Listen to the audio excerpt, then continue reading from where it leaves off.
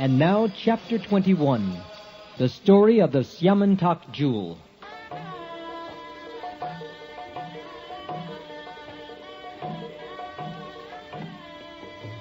There was a king of the name Satrajit within the jurisdiction of Dwarkadam. He was a great devotee of the sun god, who awarded him the benediction of a jewel known as Syamantaka. Because of this Syamantaka jewel, there was a misunderstanding between King Satrajit and the Yadu dynasty. Later, the matter was settled when Satrajit voluntarily offered Krishna his daughter Satyabhama, along with the jewel Syamantaka.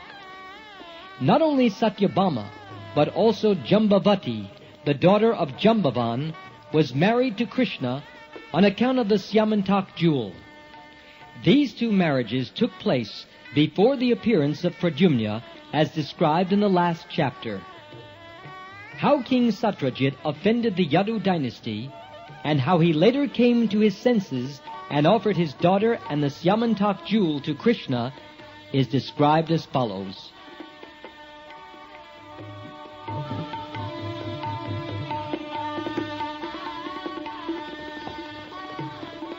Since he was a great devotee of the sun god, King Satrajit gradually entered into a very friendly relationship with him.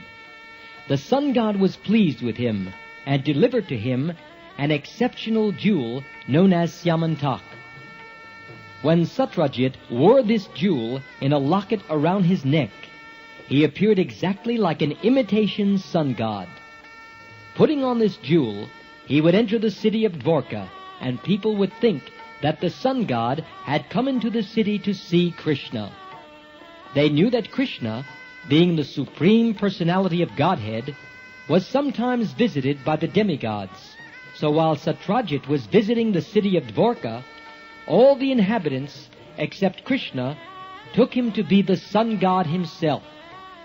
Although King Satrajit was known to everyone, he could not be recognized because of the dazzling effulgence of the Syamantaka jewel.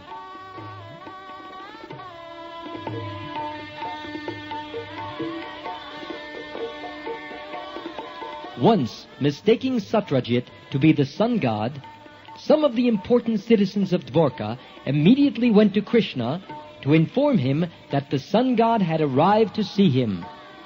At that time, Krishna was playing chess.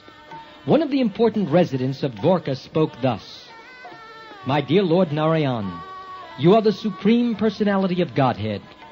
In your plenary portion as Narayan or Vishnu, you have 4 hands with different symbols: the conch shell, disc, club, and lotus flower.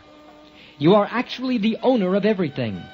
But in spite of your being the Supreme Personality of Godhead, Narayan, you descended in Vrindavan to act as the child of Yashoda Mata, who sometimes used to tie you up with her ropes, and you are celebrated, therefore, by the name Damodar."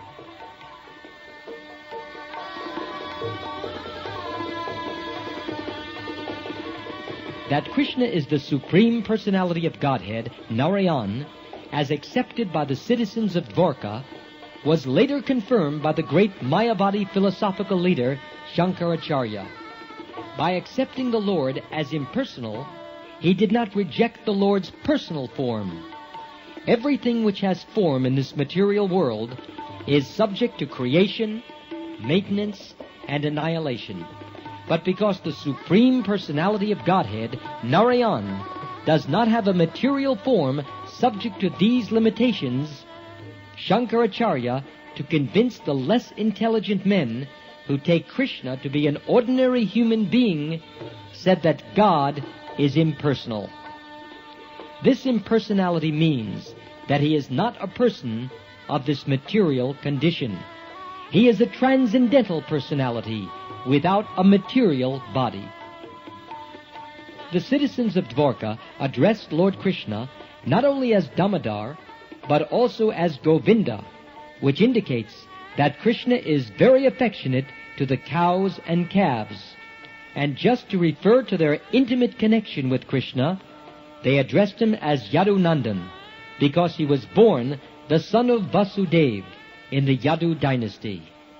In this way, the citizens of Dwarka concluded that they were addressing Krishna as the Supreme Master of the whole universe. They addressed Krishna in many different ways, proud of being citizens of Dwarka who could see Krishna daily. When Satrajit was visiting the city of Dwarka, the citizens felt great pride to think that although Krishna was living in Dwarka like an ordinary human being, the demigods were coming to see him. Thus they informed Lord Krishna that the sun god, with his appealing bodily effulgence, was coming to see him. The citizens of Dwarka confirmed that the sun god's coming into Dwarka was not very wonderful, because people all over the universe who were searching after the Supreme Personality of Godhead knew that he had appeared in the family of the Yadu dynasty and was living in Dwarka as one of the members of that family. Thus the citizens expressed their joy on this occasion. On hearing the statements of his citizens, the all-pervasive personality of Godhead, Krishna, simply smiled. Being pleased with the citizens of Dwarka, Krishna informed them that the person they described as the sun god was actually King Satrajit, who had come to visit Dwarka city to show his opulence in the form of the valuable jewel obtained from the sun god.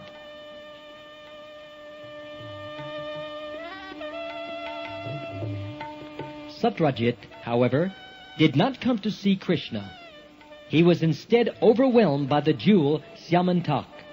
He installed the jewel in a temple to be worshipped by Brahmins he engaged for this purpose. This is an example of a less intelligent person worshipping a material thing. In the Bhagavad Gita it is stated that less intelligent persons, in order to get immediate results from their fruitive activities, worship the demigods created within this universe. The word materialist means one concerned with gratification of the senses within this material world. Although Krishna later asked for this Syamantaka jewel, King Satrajit did not deliver it. On the contrary, he installed the jewel for his purposes of worship. And who would not worship that jewel? The Syamantaka jewel was so powerful that daily it produced a large quantity of gold. A quantity of gold is counted by a measurement called bada.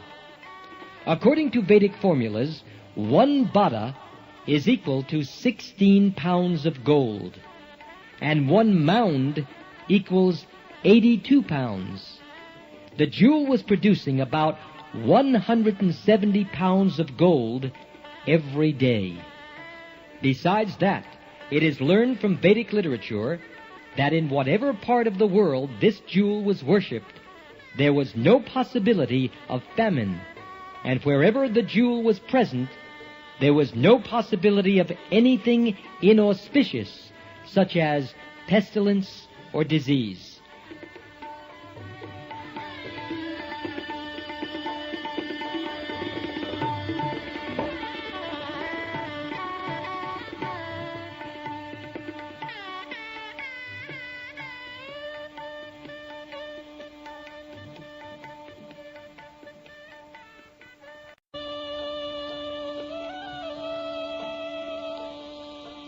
Lord Krishna wanted to teach the world that the best of everything should be offered to the ruling chief of the country. King Ugrasen was the overlord of many dynasties and happened to be the grandfather of Krishna. So Krishna asked Satrajit to present the Syamantaka jewel to King Ugrasen. Krishna pleaded that the best should be offered to the king.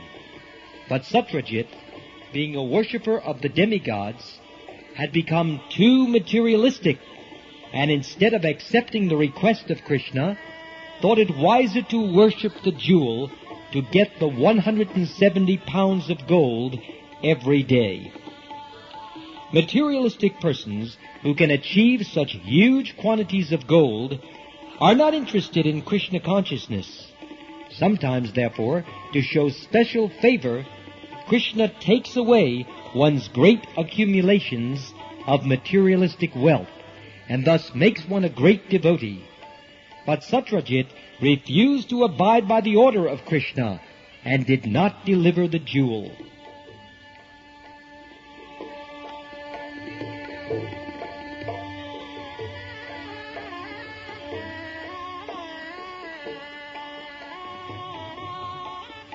After this incident, Satyajit's younger brother, in order to display the opulence of the family, took the jewel, put it on his neck, and rode on horseback into the forest, making a show of his material opulence. While Satyajit's brother, who was known as Prasen, was moving here and there in the forest, a big lion attacked him, killing both him and the horse on which he was riding, and took away the jewel to his cave. News of this was received by the gorilla king, Jambavan, who then killed that lion in the cave and took away the jewel. Jambavan had been a great devotee of the Lord since the time of Lord Ramachandra, so he did not take the valuable jewel as something he very much needed. He gave it to his young son to play with as a toy.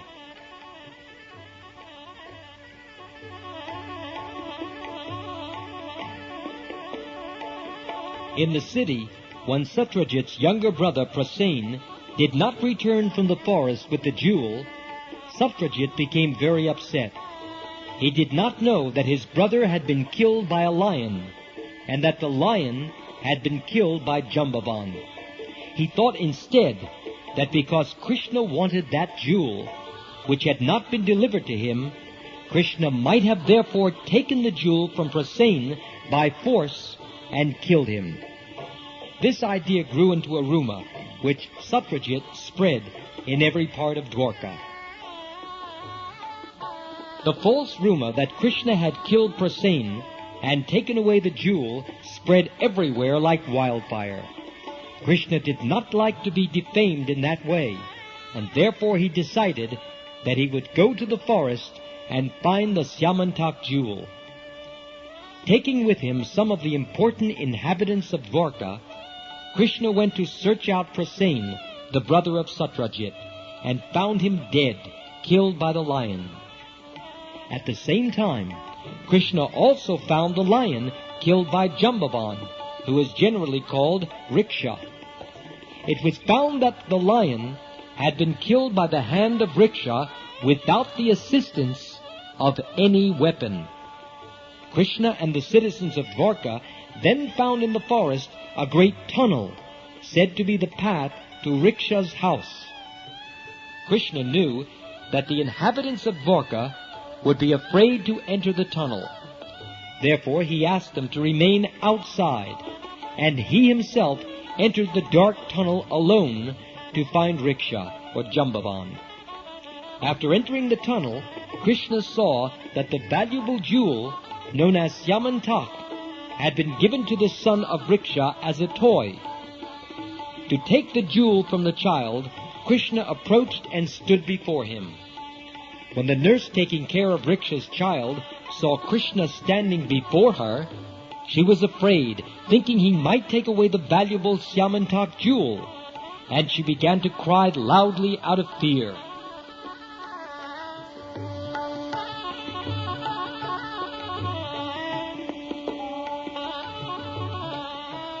Hearing the nurse crying, Jambavan appeared on the scene in a very angry mood. Jambavan was actually a great devotee of Lord Krishna, but because he was angry, he could not recognize his master and thought him to be an ordinary man. This brings to mind the statement of the Bhagavad Gita in which the Lord advises Arjuna to get free from anger, greed, and lust in order to rise to the spiritual platform. Lust, anger, and greed run parallel in the heart and check one's progress on the spiritual path. Not recognizing his master, Jambavan first challenged him to fight. There was then a great fight between Krishna and Jambavan, in which they fought like two opposing vultures. Whenever there is an edible corpse, the vultures fight heartily over the prey. Krishna and Jambavan, first of all, began fighting with weapons, then with stones, then with big trees, then hand to hand, until at last they were hitting one another with their fists, their blows like the striking of thunderbolts. Each expected victory over the other, but the fighting continued for days, both in daytime and at night, without stopping. In this way, the fighting continued for 28 days.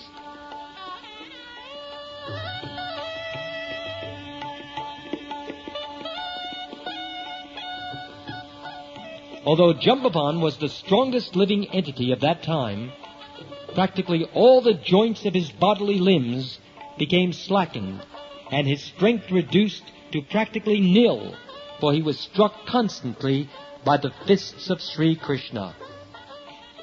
Feeling very tired, with perspiration all over his body, Jambavan was astonished. Who is this opponent who is weakening him? Jambavan was quite aware of his own superhuman bodily strength, but when he felt tired from being struck by Krishna, he could understand that Krishna was no one else but his worshipable Lord, the Supreme Personality of Godhead. This incident has special significance for devotees. In the beginning, Jambavan could not understand Krishna because his vision was obscured by material attachment. He was attached to his boy and to the greatly valuable Syamantaka jewel, which he did not want to spare for Krishna. In fact, when Krishna came there, he was angry, thinking that Krishna had come to take away the jewel. This is the material position. Although one is very strong in body, that cannot help him understand Krishna.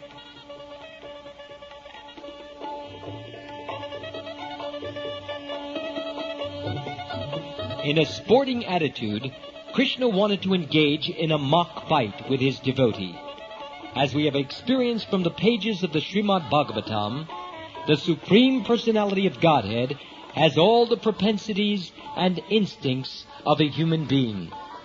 Sometimes, in a sportive spirit, he wishes to fight, to make a show of bodily strength, and when he so desires, he selects one of his suitable devotees to give him that pleasure. Krishna desired this pleasure of mock fighting with Jambavan.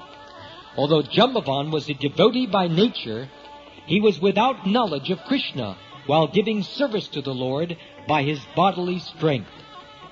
But as soon as Krishna was pleased by the fighting, Jambavan immediately understood that his opponent was none other than the Supreme Lord himself. The conclusion is that he could understand Krishna by his service, for Krishna is sometimes satisfied by fighting also.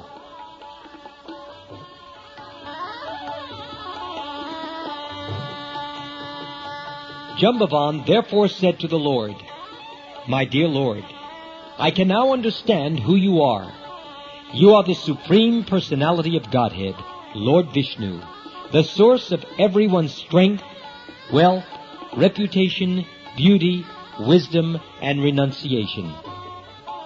This statement of Jambavan's is confirmed by the Vedanta Sutra, wherein the Supreme Lord is declared to be the source of everything.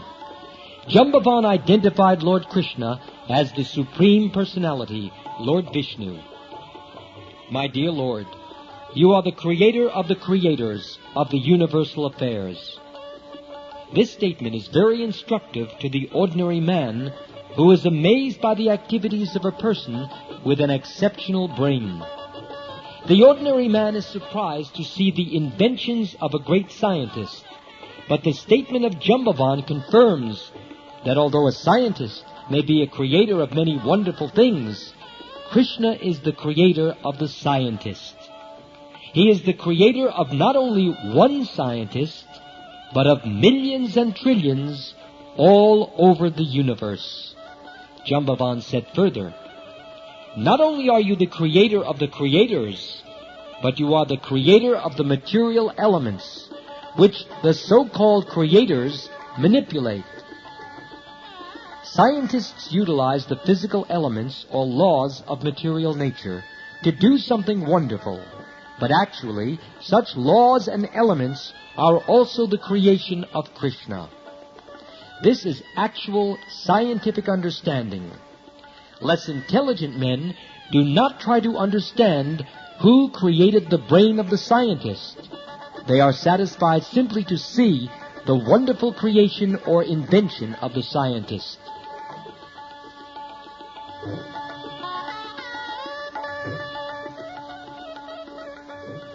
Jambavan continued, "My dear Lord, the time factor, which combines all the physical elements, is also your representative. You are the supreme time factor in which all creation takes place, is maintained, and is finally annihilated.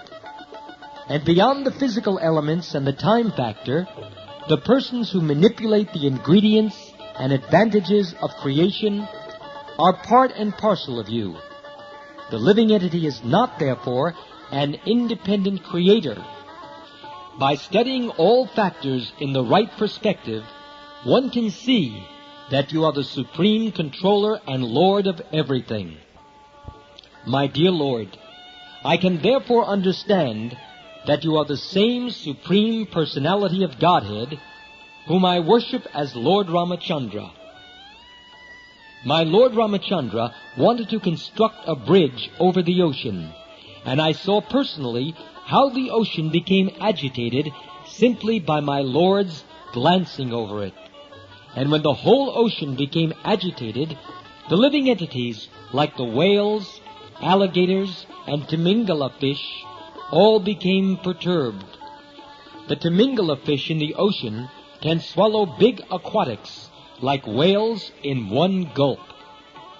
In this way, the ocean was forced to give way and allow Ramachandra to cross to the island known as Lanka. This construction of a bridge over the ocean from Cape Comorin to Ceylon is still well known to everyone. After the construction of the bridge, a fire was set all over the kingdom of Ravan. During the fighting with Ravan, every part of Ravan's limbs was slashed to pieces by your sharp arrows, and his head fell to the face of the earth. Now I can understand that you are none other than my Lord Ramachandra. No one else has such immeasurable strength. No one else could defeat me in this way."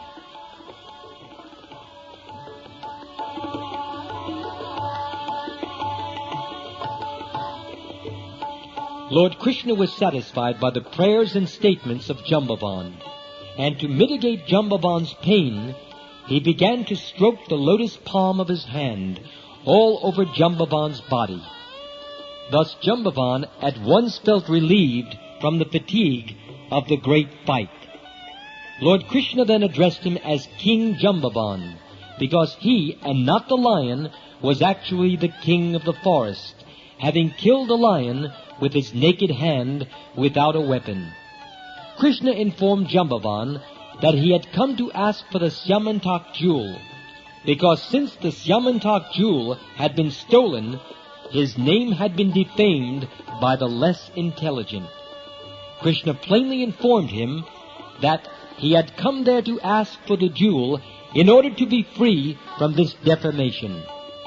Jambavan understood the whole situation, and to satisfy the Lord, he immediately delivered not only the Syamantaka jewel, but also his daughter Jambavati, who was of marriageable age, and presented her to Lord Krishna.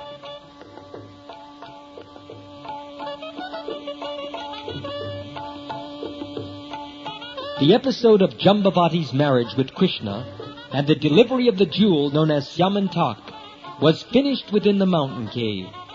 Although the fighting between Krishna and Jambavan went on for 28 days, the inhabitants of Dwarka waited outside the tunnel for 12 days, and after that they decided that something undesirable must have happened.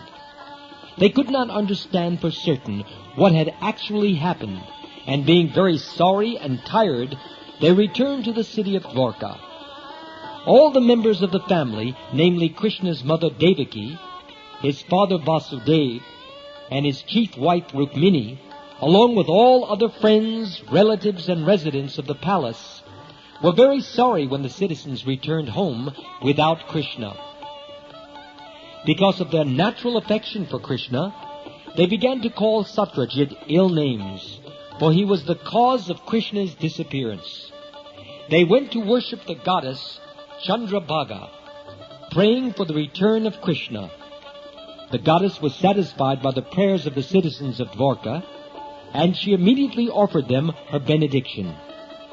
Simultaneously, Krishna appeared on the scene, accompanied by his new wife, Jambavati, and all the inhabitants of Dwarka and relatives of Krishna became joyful.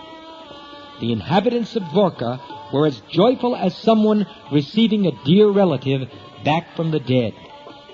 They had concluded that Krishna had been put into great difficulties due to the fighting. Therefore, they had become almost hopeless of his return. But when they saw that Krishna had actually returned, not alone, but with a new wife, Jambavati, they immediately performed another ceremony of celebration.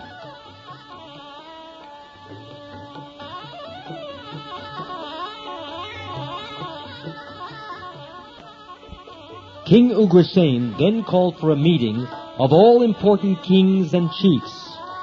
He also invited Satyajit, and Krishna explained before the whole assembly the incident of the recovery of the jewel from Jambavan. Krishna wanted to return the valuable jewel to King Satyajit. Satyajit, however, was ashamed because he had unnecessarily defamed Krishna. He accepted the jewel in his hand, but he remained silent, bending his head downwards. And without saying anything in the assembly of the kings and chiefs, he returned home with the jewel. Then he thought about how he could clear himself of the abominable act he had performed by defaming Krishna. He was conscious that he had offended Krishna very grievously, and that he had to find a remedial measure so that Krishna would again be pleased with him.